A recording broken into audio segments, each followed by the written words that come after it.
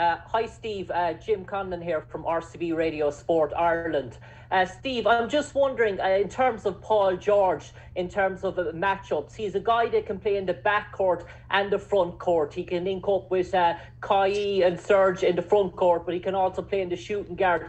As a coach, do you prefer to see Paul in the backcourt, or do you prefer to see him in the front court? Which do you think he's more dangerous as a player, as a threat to you? He's dangerous everywhere. You know, it's what makes him a great player. He handles the ball like a point guard, but he's as big as a power forward. So that's why, you know, Paul George is an all-star. That's why he's a max player. He's a great two-way player and very difficult to cover all over the court. Hey, Steve. It's Owen from ESPN. Good seeing you again. Just wanted to, you were talking about the Clippers roster earlier. I'm wondering what you thought when they got Nick Batum, and Batum, how can he impact and enhance what the Clippers might be able to do in the playoffs? Well, we tried hard on Batum ourselves, and you know, we've always admired him from afar. I think, you know, players like Batum are difficult to come by. You know, he can guard pretty much four positions. He can make threes, and he's a really good passer. So he just gives them extra versatility. Another secondary playmaker, passer who makes the game easier for everyone.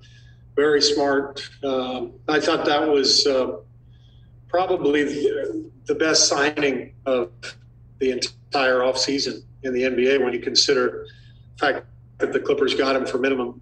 And, you know, here he is starting on a championship caliber team.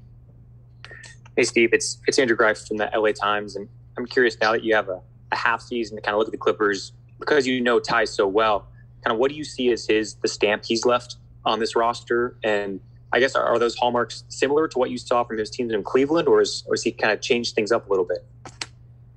Well, I think, you know, Ty, I think one of the reasons he's a great coach is just his personality and his nature. You know, he's a very calming presence. He's very smart, but he's a good leader. He's just a guy who is going to provide a really good culture and a good way to bring the team through a long season.